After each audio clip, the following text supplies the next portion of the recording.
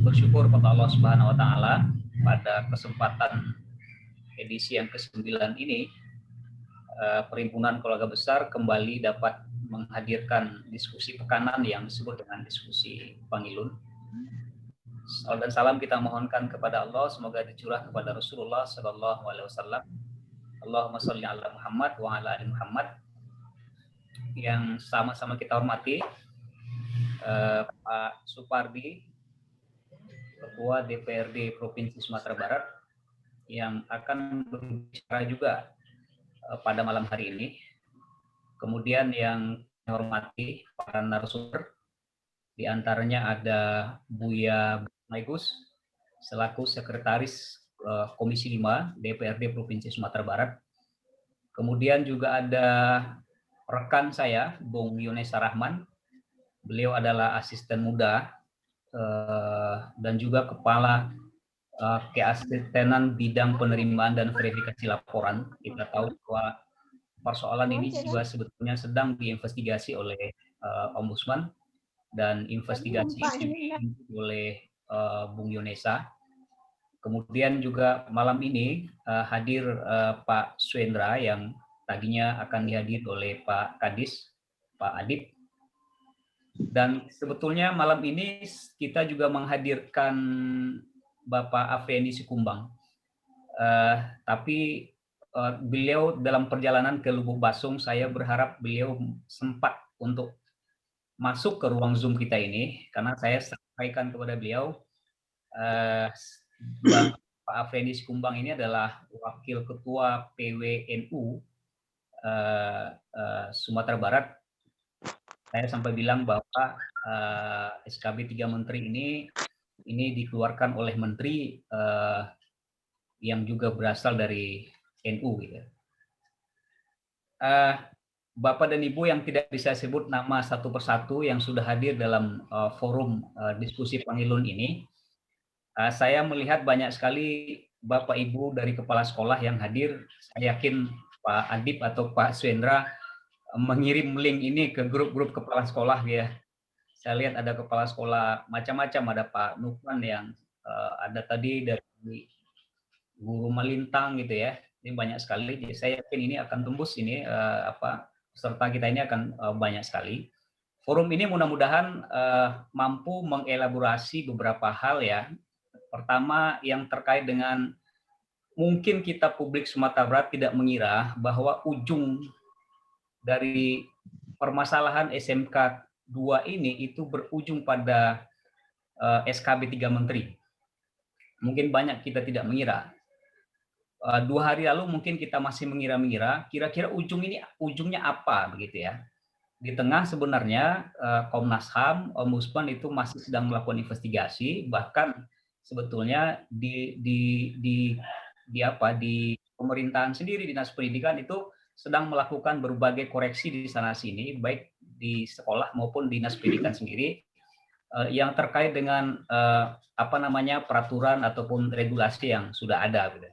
Tapi kemudian sepertinya pemerintah pusat sangat bergerak cepat dalam masalah ini, sehingga tidak lama untuk membuat 3 menteri untuk bersepakat dalam masalah ini. Tapi yang jadi problem 1-2 hari ini adalah ternyata respon yang berbeda-beda itu ditunjukkan atau ditampilkan oleh masyarakat Sumatera Barat pada umumnya. Ada publik yang mengira bahwa persoalannya akan selesai pada perbaikan tata tertib, yaitu sampai pada tidak ada lagi yang mewajibkan berpakaian jilbab kepada muslim. Sementara untuk yang muslim ya silahkan dengan apa yang sudah ada begitu. Mau mewajibkan atau yang sudah ada misalnya mewajibkan berpakaian muslim bagi yang muslimah. Tapi ternyata SKB 3 Menteri tidak begitu. SKB 3 Menteri justru mengatakan bahwa pemerintah daerah, sekolah itu dilarang membuat peraturan yang mewajibkan peserta didik untuk pakaian khusus agama tertentu. Ya termasuk Islam lah ya. Jadi tidak boleh ada peraturan yang mewajibkan berpakaian muslimah. Sebaliknya juga tidak boleh juga yang melarang berpakaian muslimah. Jadi opsi untuk berjilbab atau tidak berjilbab itu diserahkan kepada individu. individu di sini adalah murid mulai dari SD, SMP, dan SMA. Ini sangat baru dan tidak menjadi kelaziman di Sumatera Barat gitu. Sehingga kita menyimak ada beberapa respon yang berbeda. Ya, misalnya SKB 3 Menteri ini tidak mengakomodir gitu ya, kearifan lokal atau budaya lokal, sosial, keagamaan yang ada di daerah-daerah, misalnya di Sumatera Barat yang sudah lama hidup dengan adat Basindi Sarak, Sarak Basindi Kitabullah. Dan ada diskusi-diskusi yang sifatnya pedagogik lah ya, saya anggap pedagogik karena ya kalau dia masih SD, SMP, dan SMA, mestinya ada upaya menanamkan nilai-nilai keislaman dengan cara mewajibkan. Gitu. Kecuali dia sudah balik, sudah besar, sehingga diberikan pilihan apakah dia akan berjilbab atau tidak. Justru kalau Wakil Ketua MUI mengatakan, pusat misalnya justru peraturannya mestinya mewajibkan berpakaian menurut agama masing-masing, begitu ya. Kalau Islam ya menurut agama masing-masing, gitu ya. Ada lagi debat-debat yang sifatnya regulasi normatif, misalnya apakah peraturan 3 menteri ini itu sudah disusun dan sudah mengakomodir aspirasi ataupun partisipasi masyarakat, publik, dan lain-lain, begitu. Jadi apa perdebatannya akan sampai di situ. Ada juga kemarin yang menyebut ini adalah sejenis keputusan usaha atau tata usaha negara, sehingga mungkin juga ini perlu diuji di pengadilan tata usaha. Jadi diskusinya sampai ke situ ya. Kami berharap diskusi ini akan mencerahkan kita semua. Dan ada juga sebetulnya banyak pihak yang mengatakan bahwa ini harus disikapi secara bijak, begitu. Syukur peraturan itu tidak melarang berpakaian Muslim, gitu ya. Justru silahkan, justru juga peraturan itu menyebut tidak boleh juga ada yang melarang, gitu. Jadi pilihannya. Ada juga yang menyebut bahwa ya ini tidak akan berpengaruh kepada Sumatera Barat pada umumnya karena anak-anak kita, anak-anak gadis kita itu sudah biasa berjilbab dari SD, SMP, dan SMA. Jadi aturannya bagaimanapun lah ini tidak akan ada pengaruhnya. Kalau Gus Rizal mengatakan, ya walaupun peraturan SKB menterinya begitu, ya anak Gading Minang tidak akan membuka hijabnya. Saya kira diskusi ini akan menarik pada malam hari ini. Kami pulangkan kepada kita semua dan kita dengarkan paparan atau pandangan para narasumber yang menurut saya akan berbeda-beda. Buya Maigus Nasir misalnya ya pasti akan mengatakan bahwa peraturan ini kemarin dalam diskusi Padang TV mengatakan ini adalah bentuk dari terburu-buru atau tergesa-gesanya pemerintah pusat. Ya apalah ya. Saya mengucapkan terima kasih kepada kita semua yang sudah hadir dan juga Langgam ID yang sudah mensyiarkan ini. Mudah-mudahan ini bermanfaat dalam mencerdaskan publik Sumatera Barat, dan juga berterima kasih kepada seluruh narasumber, dan juga terima kasih kami juga kepada Pak Ketua DPRD Sumatera Barat untuk kali keduanya berbicara dalam forum diskusi Pangilun ini. Sekali lagi terima kasih. Assalamualaikum warahmatullahi wabarakatuh. Waalaikumsalam warahmatullahi wabarakatuh. Terima kasih Bung Adel sudah memberi pengantar sekaligus membuka acara kita pada malam hari ini. Hemat waktu, kita minta Pak Supardi selaku Ketua DPRD yang juga alumni Keluarga Besar Pelajar Islam Indonesia untuk memberikan kata pengantarnya atau keynote speech-nya. Pada Pak Supardi kami persilakan. Terima kasih. Assalamualaikum warahmatullahi wabarakatuh. Selamat malam untuk kita semua. Kita ini tadi disebutkan oleh Rinda Jenzuldi, ada Pak Maigus Nasir dari Komisi 5 DPRD Provinsi, ada Bu Yunisa Man dari Ombudsman, juga ada Pak Suhendra mewakili Pak Adib Al-Fikri dari Dinas Pendidikan, dan juga hadir beberapa kepala sekolah ya, mungkin ya tentang masalah ini cukup menarik untuk disimak sampai sejauh betul endingnya depan.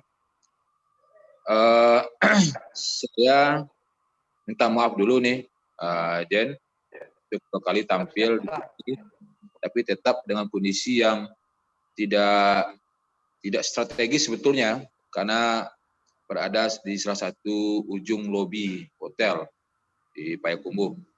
Kalau nanti suaranya hidup-pikuk. Pertama yang ingin kita ingatkan kepada kita bersama, bahwasanya negara ini didirikan tidak berdasarkan sekularisasi, tidak liberal, apalagi ateis. Tapi negara ini didirikan atas nama Pancasila. Yang sila pertama itu adalah ketuhanan yang Maha Esa. Dan itu enggak ada perdebatan.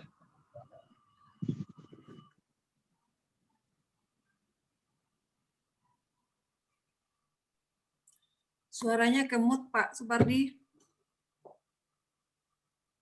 Link sahur atau buka deh? Pak Supardi suaranya dibuka dulu ke mute. Sudah ya? Udah. Bisa Pak, udah Pak. Tanya lagi ya? Ya. Ya, makasih untuk kita semua. Pertama, kita ingin mengingatkan kepada kita bersama bahwa negara ini didirikan tidak berdasarkan liberal, tidak juga didirikan atas nama sekuler, apalagi ateis. Tapi negara Indonesia ini didirikan berdasarkan asas Pancasila. Yang sila pertama itu adalah ketuhanan yang Maha Esa. Dan negara menjamin kebebasan untuk kita menjalankan sesuai dengan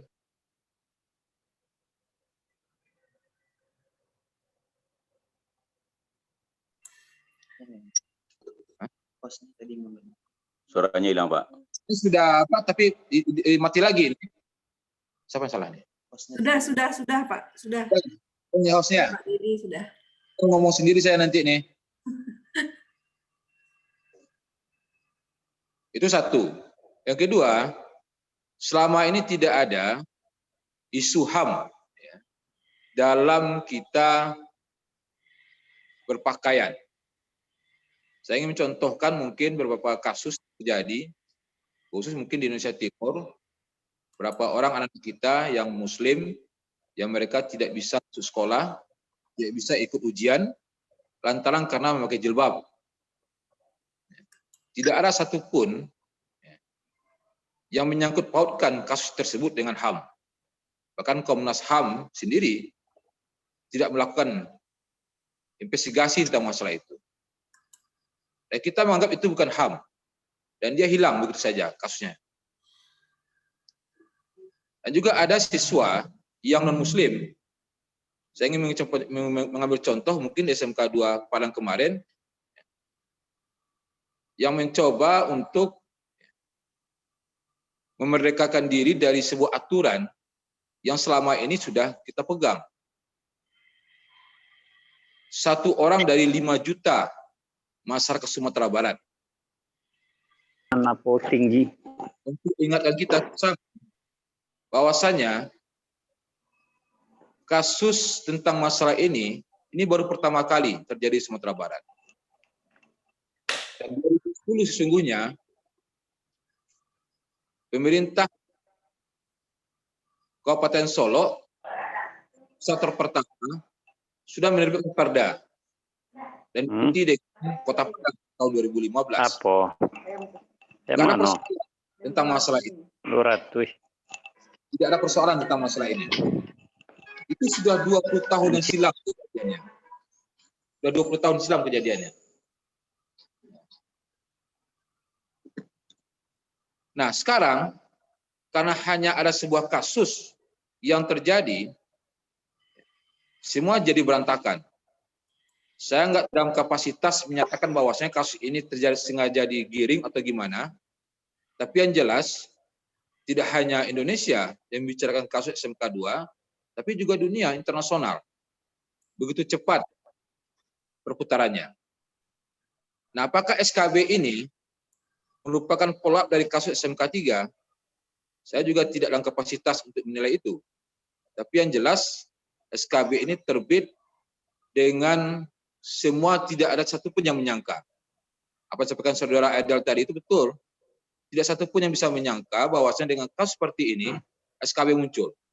Tapi mudah-mudahan SKB ini muncul bukan lantaran karena kasus SMA 3, SMK 2. Mudah-mudahan nggak seperti itu. Nah, posisi kita tentunya tidak dalam konteks menerima atau menolak SKB tersebut. Karena sebagai pemerintahan provinsi, daerah, kota, dan kabupaten, tentu posisi kita adalah menerima keputusan tersebut, apalagi ada sanksi di situ. Tentunya bagi kita yang tidak bisa menerima, ada ruang bagi kita untuk bisa melakukan uji materi KMA provinsi atau kota dan kabupaten. Itu tidak mungkin mengajukan uji materi tersebut. Jelas legal standing akan lemah. Nah, kita berharap dengan diskusi ini nanti akan terjadi poin-poin terpenting, apakah SKB ini akan kita bawa ke Mahkamah Agung atau tidak.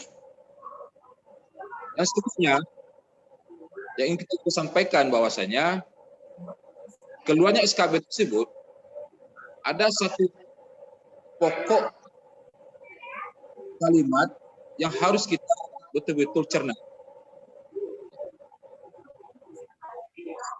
Kalimatnya itu adalah siswa berhak memilih untuk menggunakan pakaian, seragam, dan atribut.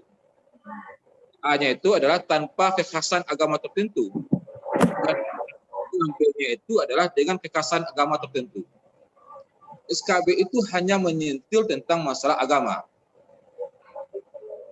Yang disampaikan oleh saudara Adel tadi. Tradisi yang kita buat selama ini akan menjadi terancam dengan SKB tersebut. Tapi sebagai masyarakat Minang, saya rasa kecerdasan kita sudah diuji di sini. Apakah dengan SKB tersebut, maka hilang ruang bagi kita untuk meminta anak-anak kita untuk tetap wajib berpakaian muslim di sekolah. Kita diskusikan. Bahasanya, kultur masyarakat Minang itu jelas. Masyarakat kita itu hukum oleh sebuah adat. Syarat bersandi kita bulah. Syarat mengatur, adat memakai. Hukum adat itu diakui oleh negara. Diakui oleh Undang-Undang Dasar 1945 pada pasal 18 ayat B. Saya jelaskan pengakuan tentang masalah hukum adat. Bersama bahwasanya andaikan SKB itu tetap eksis, itu mengikat kita semua, maka masih ada ruang bagi kita untuk bisa menerapkan anak-anak kita bisa tetap berpakaian muslim.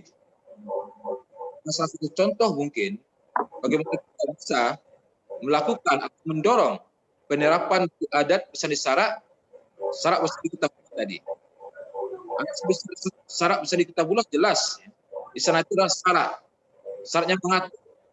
Artinya jelas di sana tataran syarat mengatur tadi itu berpakaian sesuai dengan perintah agama. Karena SKB hanya bercerita tentang masalah siswa berhak memilih untuk menggunakan pakaian seragam tanpa kekhasan agama tertentu, tapi tidak bercerita tentang masalah tanpa kekhasan adat tertentu. Ada ruang bagi kita untuk bisa masuk ke area-area seperti itu. Tapi ini itu butuh kajian yang lebih panjang bagi kita bersama-sama. Mudah-mudahan dalam diskusi ini nanti bisa berkembang. Dan seterusnya, saya juga ingin menyampaikan kepada kita bersama, dan khususnya juga kepada Dinas Pendidikan, bahwasanya semua orang mengakui bahwasanya kasus ini terlalu cepat menyebar kemana-mana. Kasus ini semua sederhana. Dan itu sudah diselesaikan di tingkat sekolah. Dan juga sudah diselesaikan di tingkat Dinas Pendidikan. Jangan ada nanti kebijakan dikeluarkan oleh dinas yang itu juga menjatuhkan harga diri dan wibawa guru sendiri di hadapan para murid-muridnya. Hukuman yang dilakukan harus timpal. Kalau hukuman ringan, maka ringan pula lah hukumannya. Jangan hukumannya ringan, terus tahu-tahu dipecat di kepala sekolah. Ini harga diri pendidikan kita. Saya minta nanti kepada Pak Adib dan juga Pak Suhendra harus bisa berpikir dengan tenang, jangan hanya karena sebuah instruksi, jangan hanya sebuah isu, karena ini sudah menyebar kemana-mana, terus kita merasa ketakutan, keindependensian kita terhadap pendidikan kita hilang. ini juga menjadi perhatian bagi kita di DPRD. Mudah-mudahan Bapak Ibu sekalian, dari diskusi kita ini nanti, saya yakin percaya banyak yang hadir, ada juga Pak Maigus Nasir dari DPRD yang mewakili kita juga di DPRD. Saya yakin nanti muncul ide-ide yang baik, bagus, dan sehingga ini nanti bisa kita paham. Prinsipnya nanti tentunya lembaga keDPRD-an itu akan menerima seluruh aspirasi-aspirasi kita, termasuk juga ide-ide di dalam hal mencari solusi yang terbaik untuk menyikapi SKB kita ini. Mudah-mudahan itu. Terima kasih Jen Zoldi, terima kasih Pak Maigus, dan juga terima kasih Bu Yunesa, Pak Swendra, dan sebagainya. Mudah-mudahan diskusi kita ini berjalan lancar. Terima kasih. Assalamualaikum warahmatullahi wabarakatuh. Waalaikumsalam warahmatullahi wabarakatuh. Terima kasih Pak Ketua sudah memberikan pengantar diskusi kita pada malam hari ini. Berikutnya kami serahkan kepada pemandu acara, pada moderator, Bung Rengga Satria, MPD, MA ya, MA. Silakan Bung Rengga, dilanjutkan acaranya. Iya. Saya izin dulu, Bapak Suryan. Siap. Pak Rengga, saya izin dulu. Ya, karena kegiatannya lain. Assalamualaikum warahmatullahi wabarakatuh. Waalaikumsalam warahmatullahi wabarakatuh. Rengga, mungkin diumumkan dulu yang tidak bisa masuk bisa disaksikan di YouTube Langgam ID. Kayaknya ini udah 300. Oke. Ya. Ini. Baik, bismillahirrahmanirrahim. Assalamualaikum warahmatullahi wabarakatuh.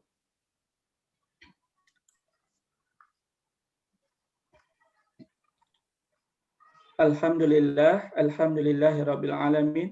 Wassalatu wassalamu ala asrafil anbiya'i wal mursalin wa ala alihi washabihi ajma'in. Yang pertama-tama kita persembahkan syukur kita kepada Allah Subhanahu wa taala berkat rahmat dan karunia-Nya dalam kondisi segala keterbatasan dunia hari ini kita masih bisa diberikan kesempatan untuk mendiskusikan hal-hal yang sifatnya aktual melalui Zoom meeting ini. Selanjutnya selawat beriring salam kita sampaikan kepada Nabi besar Muhammad sallallahu alaihi wasallam. Mudah-mudahan selawat yang kita sampaikan menjadi wasilah bagi kita nanti untuk mendapatkan syafaat dari beliau. Baiklah,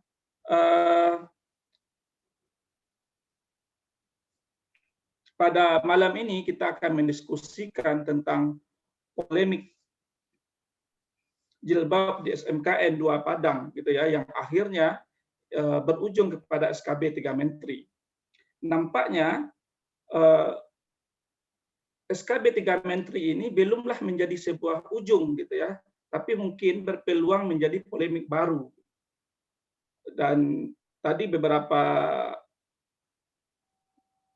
pengantar yang mungkin juga disampaikan oleh Kanda Adel Wahidi dan juga oleh keynote speaker yang disampaikan oleh Kanda Supardi selaku Ketua DPRD Sumbar telah memberikan sebenarnya kepada kita clue-clue di mana jika ingin polemik ini kita perpanjang gitu ya menjadi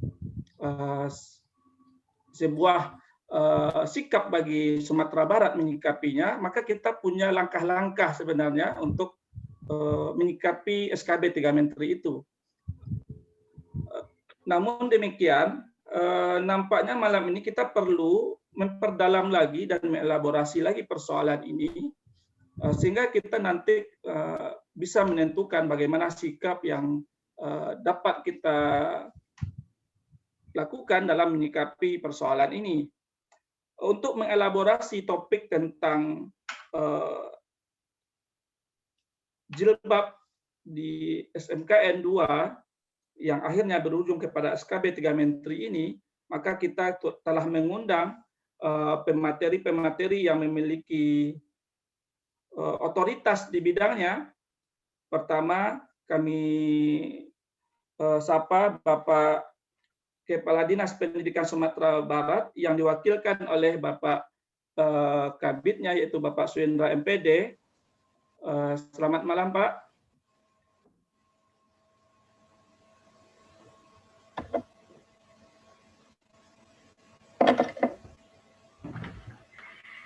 Oke, nampaknya masih termute. Selamat malam Pak Rengga. Oke, baik.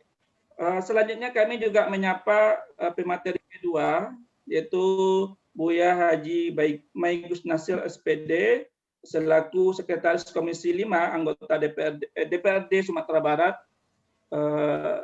Selamat malam, Buya. Ya, Assalamualaikum warahmatullahi wabarakatuh. Waalaikumsalam warahmatullahi wabarakatuh. Selanjutnya pemateri ketiga, kita menyapa Kepala Keasistenan PVL Ombudsman RI Perwakilan Sumatera Barat, Bapak Yunesa Rahman, SOS MAP. Assalamualaikum, Pak. Waalaikumsalam, Pak Bung Rengga. Assalamualaikum warahmatullahi wabarakatuh, Bapak Ibu semuanya. Oke, selanjutnya kami juga menyapa, mudah-mudahan sudah hadir, Bapak Afendi Sekumbang SAMH selaku Wakil Ketua Pengurus Wilayah NU Sumbar.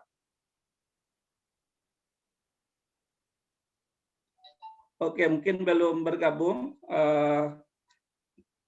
Baik, dan yang kami hormati para partisipan semuanya, kami juga menghimbau bahwa bagi Bapak Ibu Saudara yang tidak bisa bergabung ke dalam Zoom meeting ini, untuk bisa berkenan untuk menyimak diskusi ini melalui YouTube langgam.id. Selanjutnya, untuk mengelaborasi topik kita malam ini, maka kita persilakan para narasumber kita untuk memaparkan materinya.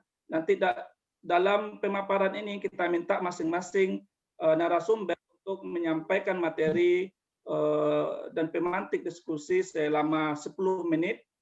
Masing-masing pemateri kita minta waktu 10 menit. Setelah penyampaian dan pemantik diskusi dari seluruh narasumber, barulah nanti kita buka sesi tanya jawab. Untuk sesi pertama kita minta kepada Bapak Suendra MPD selaku perwakilan Dignas Provinsi Sumatera Barat. Kepada Bapak kita persilakan. Terima kasih